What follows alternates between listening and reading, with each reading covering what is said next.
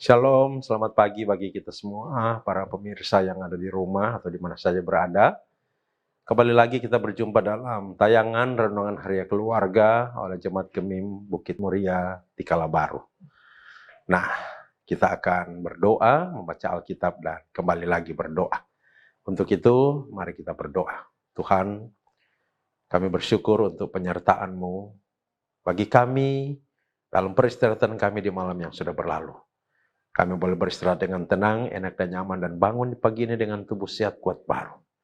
Atau mungkin juga apabila peristirahatan kami di malam yang sudah lewat agak tidak tenang, atau bahkan tidak tenang sama sekali, oleh karena pergumulan.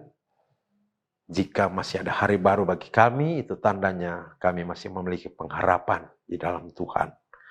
Dan oleh sebab itu kami hendak meletakkan keberadaan hidup kami di sepanjang hari ini hanya ke dalam tangan-Mu. Maka kami hendak membaca dan memikirkan firman Tuhan, lalu kembali menaikkan doa-doa kami. Tuntunlah kami dengan Roh Kudus-Mu ketika kami membaca firman-Mu yang suci dan kudus ini, dan kiranya akal budi kami Engkau berkati untuk menangkap pesan-pesan firman-Mu dalam rangka kami terapkan dalam perjalanan kehidupan kami. Berfirmanlah Tuhan, di dalam nama Tuhan Yesus kami berdoa. Amin. Saudara-saudara, firman Tuhan yang diagendakan untuk dibaca dan direnungkan di hari ini yaitu dari Habakuk pasal 2 ayat 9 sampai 11. Habakuk 2 ayat 9 sampai 11 berkata begini. Celakalah orang yang mengambil laba yang tidak halal untuk keperluan rumahnya, untuk menempatkan sarangnya di tempat yang tinggi, dengan maksud melepaskan dirinya dari genggaman malapetaka. Engkau telah merancangkan celah ke atas rumahmu, ketika engkau bermaksud untuk menghabisi banyak bangsa. Dengan demikian engkau telah berdosa terhadap dirimu sendiri. Sebab batu berseru-seru dari tembok, dan balok menjawabnya dari rangka rumah.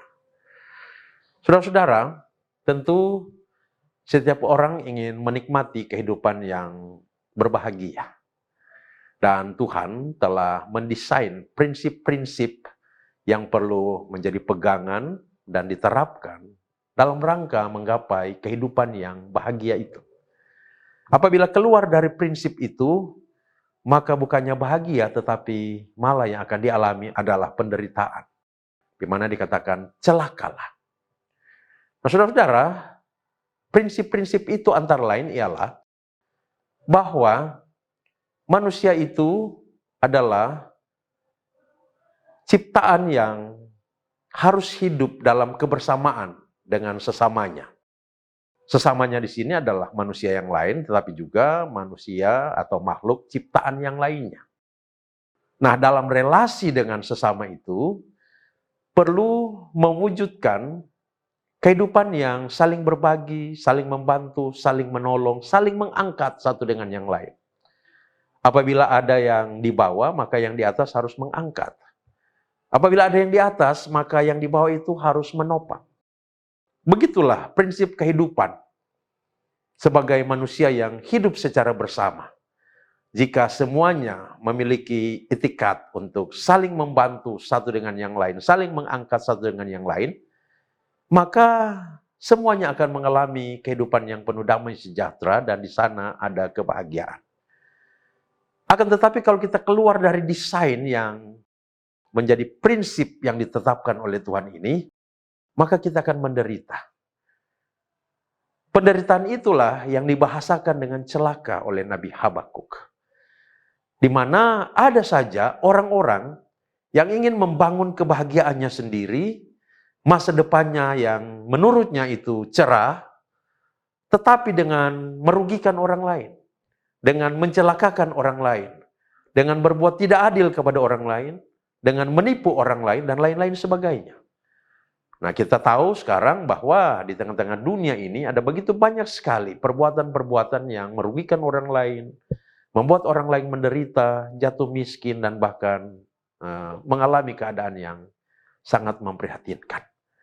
Nah, janganlah kita sebagai orang percaya melakukan hal-hal yang di luar dari prinsip yang sudah didesain oleh Allah itu. Melainkan marilah kita menerapkan prinsip-prinsip berdasarkan desain Allah sebagai manusia yang adalah makhluk yang harus hidup bersama dengan sesama yang lain, yang saling tolong-menolong, saling membantu, saling mengangkat untuk hidup bersama dalam kebahagiaan. Terpujilah Kristus. Amin. Mari kita berdoa. Tuhan, terima kasih untuk kesempatan mencurahkan isi hati, isi pikiran kami kepadamu. Ada banyak hal yang menjadi kebutuhan kami, dan kami mempercayai bahwa sumber dari segala yang kami butuhkan itu adalah Engkau. Ada banyak gumul yang sedang kami hadapi, dan kami percaya Engkau adalah Tuhan yang berkuasa dan sanggup memberi pertolongan atas kami di setiap pergumulan kami. Dan oleh sebab itu, saat ini kami datang kepadamu Tuhan membawa kehidupan kami.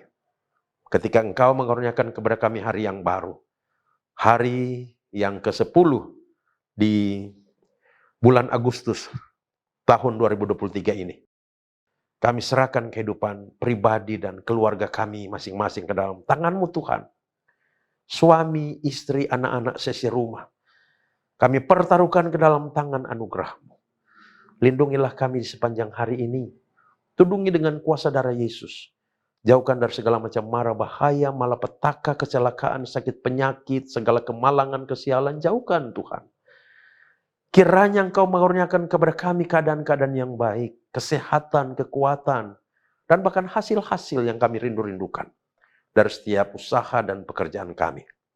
Kami memohon Kau mengaruniakan hikmat kepada kami ketika kami bekerja, apapun profesi yang kami geluti sebagai PNS, atau aparatur sipil negara, sebagai tenaga pendidik, tenaga kesehatan, tenaga militer, sebagai pedagang, sebagai pengusaha, sebagai buruh, sebagai pekerja bangunan, sebagai pekerja di bidang transportasi, apapun yang kami geluti.